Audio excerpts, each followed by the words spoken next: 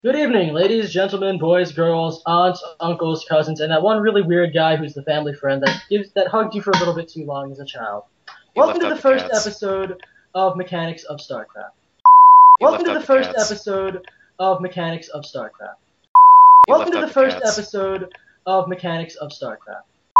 You Welcome left to out the the first cats. episode of Mechanics of Starcraft.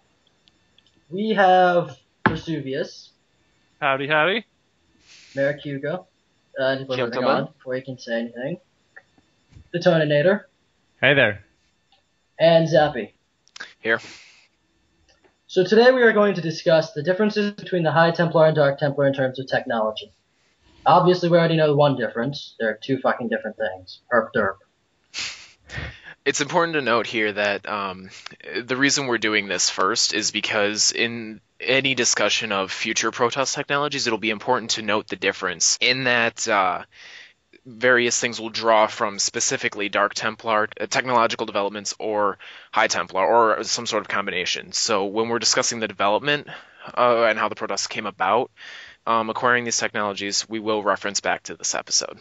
Yeah, so the main difference between the High Templar and the Dark Templar is obviously one of them uses the Khala and the other one uses the Void, which means all of their technology is based on two fundamentally different sources of energy, which means they'll act different. Yes, the Big Khala is difference. more of their pure energy given to them by the Zelnaga, and the Void is actually a energy that the rogues from the Strive of Ire uh, they had to adapt, and so they started using the Void, which is similar to the Khala, but it grants different powers. It's important to note here that the Void is also somewhat similar to the energies the Zerg tap into to communicate. Yeah, that's how the Dark Templar are able to kill Cerebrits in the Brood War. Okay, All right. here's my theory. Toninator, I believe you talked about how they are based off of two fundamentally different energies, right? Yeah. The Void and the Khala. I think it's based on the four fundamental forces we see in nature. For those of you who don't know, there's gravity, which I think everybody's got a good grasp on what gravity is and what role it plays in our lives. I actually think gravity has a better grasp on us. That's a good point. Ah. Electromagnetism, which for those of you who don't know, it's not just, making your computer run and turn the lights on, but it's also almost every force you exert. The electrons in your hands or your feet get close to something and they repel off of whatever you're pushing against. And that causes the force. It causes the force that makes the sound go through the air to let you listen to this. It makes the force to let you type on the keyboard. It's everything. And then there's the strong and weak nuclear forces, which I'm not going to get into too much right now. But my idea is that the Khala actually represents a mastery of the electromagnetic force, whereas the Void is more gravatic based. Now, I've gone over this a bit. There are lots of examples in the Protoss tech tree where this comes out. Not the least of which being things like shields or gravatic drives, even things like blink. But I think in the end, the Khala will fall back more on this electromagnetic theme, whereas the Void is much more focused on gravity to accomplish its ends. I totally agree with that, except I think you're exactly opposite. I think that the Dark Templar energy is much more electromagnetic, whereas the High Templar is more gravitic. And the only justification I have for that is I only just thought of this. The carrier upgrade is graviton catapults. That's actually something I wanted to talk about. In the StarCraft universe, you actually see a great deal of well, not a great deal, but especially in StarCraft 2, there's this mixing where it'll appear that my idea falls apart. But my response to that would be that it's not so much that the Khala is manipulating gravity all of a sudden and the Dark Templar are manipulating um, electromagnetism, but rather that it represents this unification of their two races. When they recombined during the Brood War, they shared a lot of technology. The biggest example of this is Warpgate, where they have this electromagnetic power field around a pylon, yet they're able to open this rift, presumably with gravity, to teleport units in. The Phoenix is another great example where its weapons, I mean, just by the range upgrade, you can tell the anion pulse crystals, they're ion cannons. They're very clearly electromagnetically based, and it's a Khala ship, right? Because it's all gold and stuff. And yet its special ability is graviton beam, very gravatic. And I think that's not so much the Khala manipulating gravity, but a unification of the two themes after Brood War. Okay. Yeah. Seems legit. You've convinced me, because if you look at something like the Scout or the Corsair from the Brood War, they didn't have that gravity ability, but they did have the ion cannon looking things. Well, as much as I want you to agree with me, I have to point out that the Corsair was actually a Dark Templar ship. Was it? It was. Oh. Its ability was actually neutron flare, and What was it? this still supports my idea, because neutrons, for those of you who don't know, are electromagnetically neutral, meaning that the Khala, in their mastery of electromagnetism, could not actually manipulate them, so it would require the Dark Templar and their mastery of gravity in order to use them. It's interesting. I Well- didn't know that. Well, I think that if you're getting into how the Protoss uses their energies, really it's all psychic manipulation. So yes, I wouldn't say there's really much gravity involved in it, but as far as electromagnetism, we see that a lot in like even in standard ghost hunting. But electromagnetism can be controlled to a point to where you say you get like your Psi Storm, you know, and that was actually a whole accidental learning by the race. It actually occurred first from the Dark Templar before the High Templar were able to harness it. Well, I'm not saying that there's a complete and total separation between these two technologies. I mean, obviously, I believe I said earlier, shields appear to be electromagnetic, and yet we have Dark Templar with shields. Shuttles, even in Starcraft 1, had the gravatic booster drive for their speed upgrade. So there was a time when both tribes were united, and then later on, during the Strife of Ire, I believe, the Dark Templar broke away. The term is the Aeon of Strife. The Aeon of Strife. There we go. The Dark Templar broke away. And at that point, their tech paths diverged quite significantly. But that's not to say that there isn't any representation of one in the other. The other thing is those things that you're talking about that kind of have attributes of both in the Brood War. The Protoss are a very traditional race, at least before, Ire fell and they kind of had to adapt. But the Conclave, it's even said in lore, had remained unchanged for hundreds, if not thousands of years.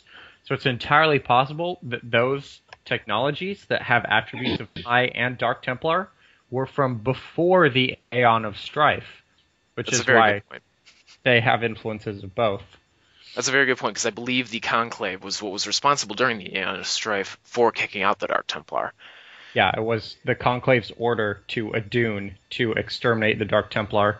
And then Adun let them go, if I'm remembering correctly. Yep. Well, he didn't just let them go, he saved their whole way Yes. of life. Hence Antaro Adun, for those of you Yes. who played Brood. No, I'm going to have to contradict you. Antaro Adun is the Khala greeting. The Dark I Templar believe the Dark one Templar is used it. Oh, yeah, sorry. Toridas, Yep, there we go. which means My bad. Adun hide you, because Adun was the one who taught the Dark Templar how to cloak using the void energies. Yep. And I'm sure we'll do an episode on the cloaking and whatnot. But it is important to note that the cloaking technology itself, well, it was pointed out that photons are electromagnetic waves. The photons themselves don't actually possess an electromagnetic charge, so it's still incredibly likely accomplished through manipulation of gravitational fields, which is patently Dark Templar. Yeah. And that was just my objection, but I think that does make sense, because the cloaking is the first example of a specifically non-conclave-esque trait that they have. I remember in some lore book or other, it was considered that it was unhonorable to hide yourself like that. So Because they were supposed, the whole race was supposed to be as one, and then when the Dark Templar, the Rogues, before they were called Dark Templar, they wanted to experience individualism, and that's why they did that. if you all don't mind, I'd like to go into the lore a little bit. Okay. Is that all right? Go ahead. So when the Xel'Naga were around on Aiur, there were different tribes, and some of them were much closer to the Xel'Naga than others. And when the Xel'Naga left, those tribes that were closest to the Xel'Naga, that craved that sense of like togetherness, those were the ones that started to form the Conclave. And the ones that were less close to the group as a whole and to the Xel'Naga later became the tribes that were primarily Dark Templar. And the ones in the middle, if I remember correctly, became the Templars and the Judicators, did they not? Yes, that is why the Templar are the ones who were the first to kind of accept the Dark Templar back again, because they were sort of in between. And I believe the Judicator is one of the rulers of the Conclave. So the Judicators are the rulers, okay. And then it's the Templars, the fighters. That sounds right. That's why when the Xel'Naga left, these lines sharpened between the tribes. So the Dark Templar really just didn't want to renounce individuality, and that's why a lot of them, pretty much all of them, cut their psionic cords, so they can't access the Khala anymore. So they had to use void energy for all their stuff. Yep, and so in that way they lost their ability to manipulate electromagnetism at the level that they once had. I mean, obviously there is still some level of manipulation. We see that in their shields. But they accepted the ability to manipulate gravity. And I think something that's important to note here, you said that the High Templar didn't like the idea of hiding oneself. They stand and they fight, and that's what they do, right? Yeah. Well, I think that might be part of the reason why they were so excited to use electromagnetism instead of gravity.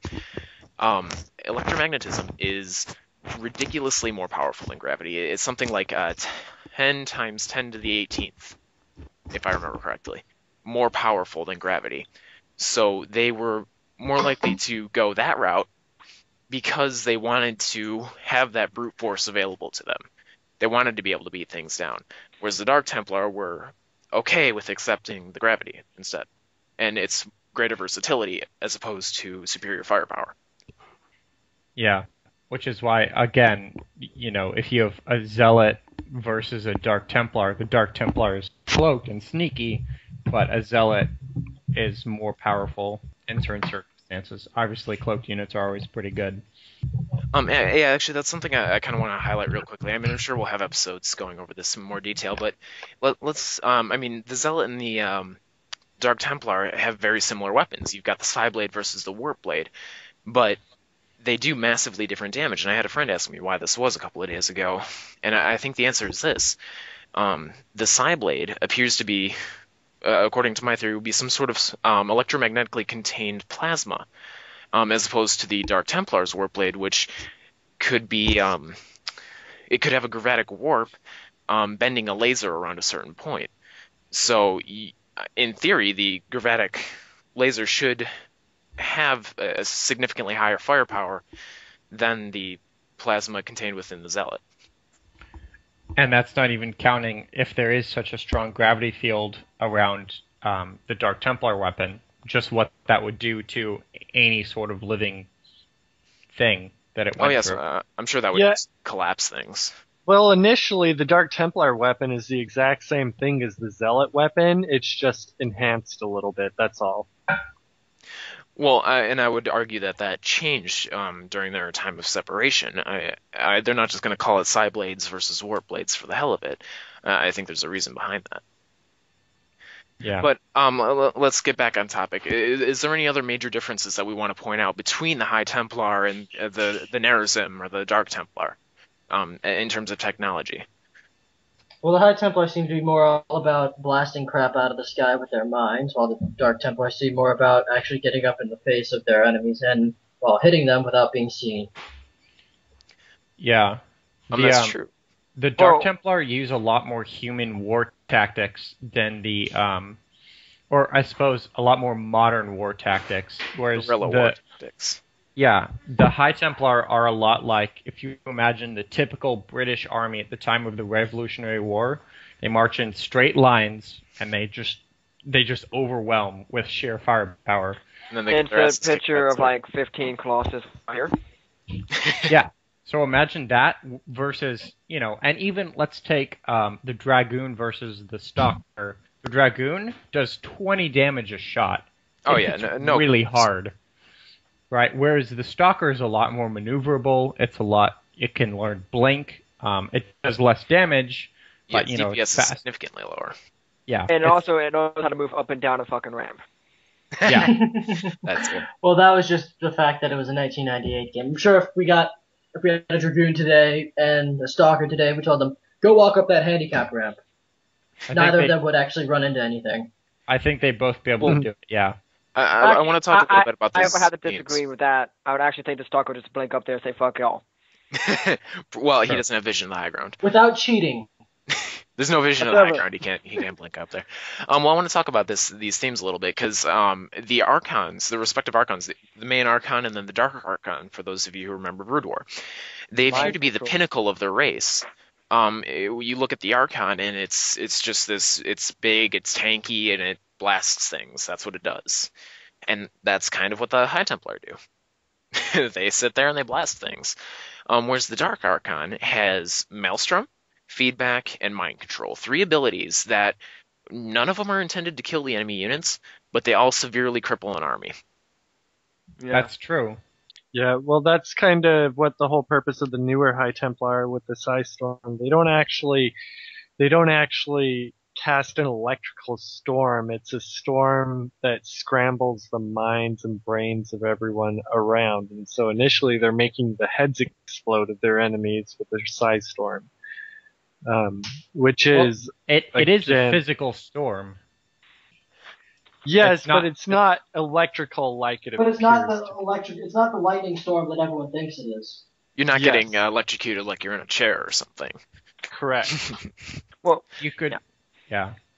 They're basically mind-powered shockwaves. Is basically what they are.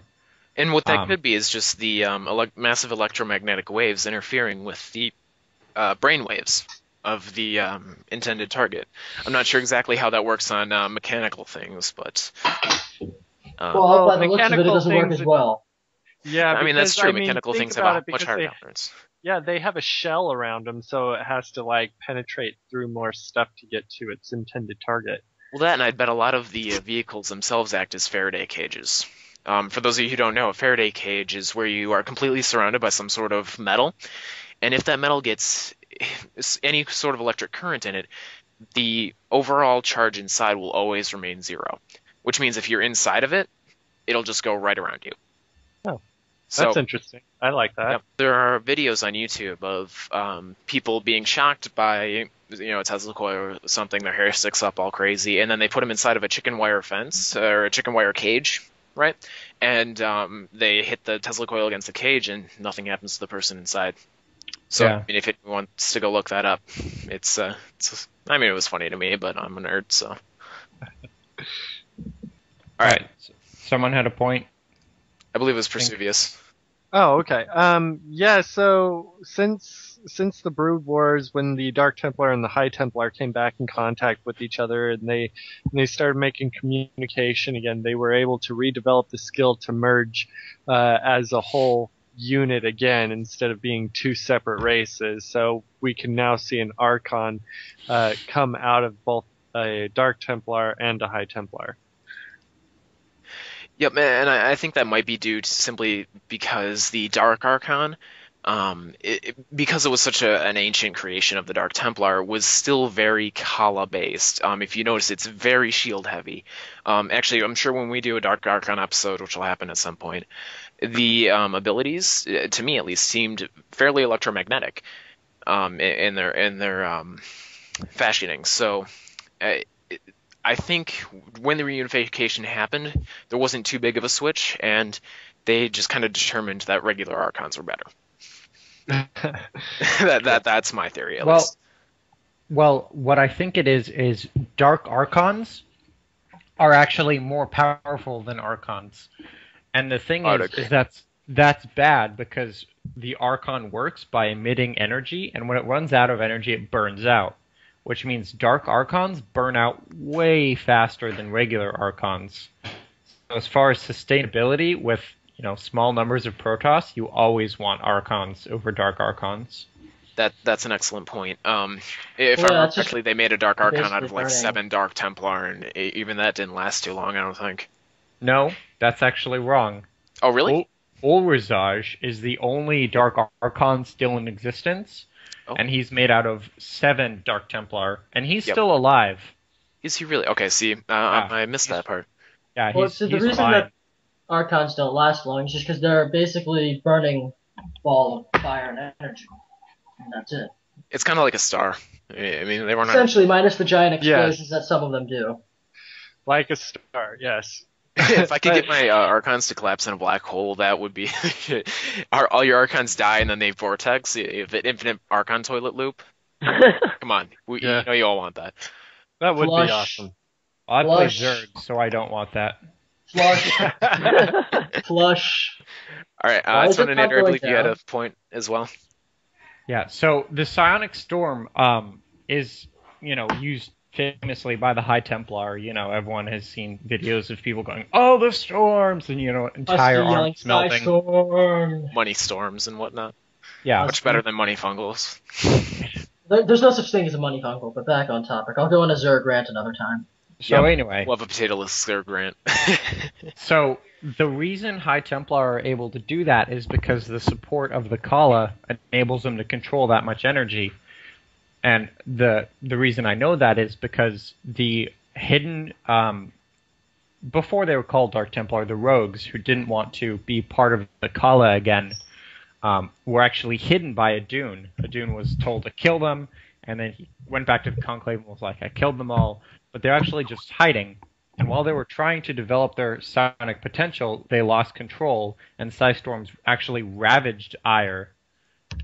Like, the whole planet was affected. And, Protoss are pretty psychically resilient, so they didn't all die, but it was still really noticeable, and that's why the Conclave knew of their existence, and they were forced to leave Ire.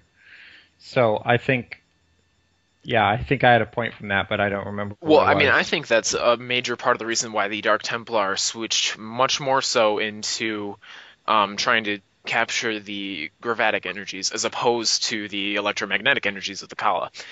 They found that their control was significantly weakened by their severing the link to the Khala, so they had to go to this other source.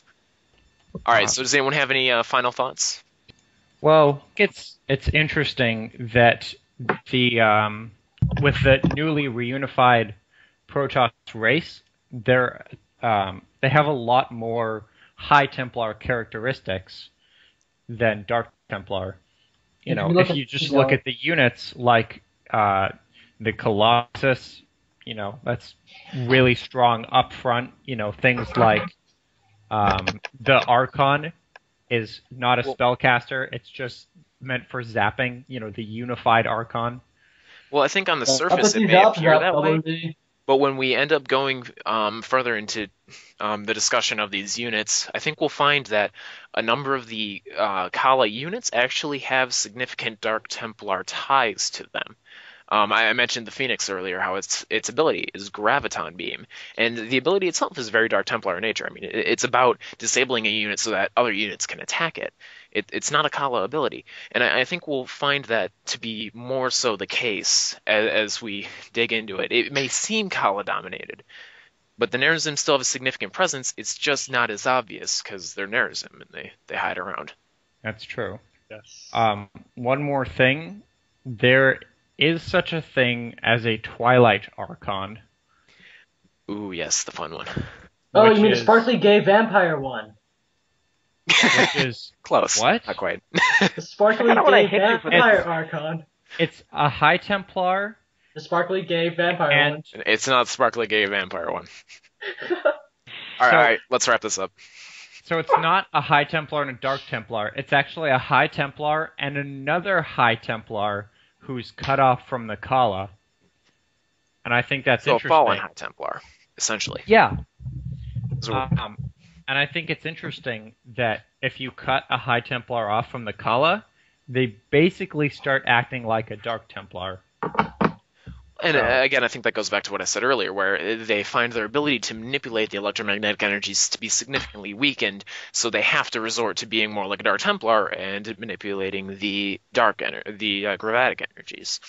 Yeah, and personality-wise as well, according to lore, they'll start being less They'll hide in the shadows. Khala-oriented. Yeah, Oh yeah, just- because if you listen to if you just listen to the difference of what like the Dark Templar and High Templar say, High Templar is all about honor and fighting the darkness. The Dark Templar are completely different. They give zero shits about honorable fighting, and they talk about shadows way too much, almost to the point of them being emo. Shadows are sexy. All right, so that's about all the time that we have for today. As always, feedback is greatly appreciated. Leave anything you want to say in the comments or in the forum thread, which I'm sure we'll be able to get a link to. If you want to be in any future episodes, Please contact Zappy. Yeah, specifically the Mechanics of Starcraft ones, make sure you contact either myself or potatoLiSK. We'll make sure to post in the comments section too, so that you can get our emails from that, I think. Just a heads up, my in-game name for Starcraft is not. I don't make it on the potatoLiSK account, so yeah, good luck. Yeah, I've only been playing on the beta, and neither of my beta accounts are. I've been playing Zappy. Starcraft, except Eric, but that's another story for now. So, all right. always give us any feedback you can. If you have a cat, please don't let it meow while we're making a video. Ah, And watch my stream. And make sure to check out Toninator's stream. I mean, he's a Masters player. He's pretty good. I'm That a was High Jacob Master String's Zerg cat. on North America. High Master for North America. There you go. So, Patch Zerg. yep, and potatoLiSK Kate Zerg. And so, yep, it's specifically mechanics of Starcraft stuff. Talk to me or potatoLiSK. And if you don't want to be on an episode, but you still want to help out, make sure you tell your friends. And nothing helps us more than more views. That's... You know what? Hit that like button on Videos. Facebook. We'll make a page later. Yeah, we'll make a page. Go hit some likes. I'm not responsible. Just got on for that. Facebook. I'm not there yet, but he can manage that. And just make sure you subscribe. I mean, more videos are on the way. Hit the like button, or I will do something very nasty with potatoes to you. Potatoes, Ah. potatoes. And thanks for watching.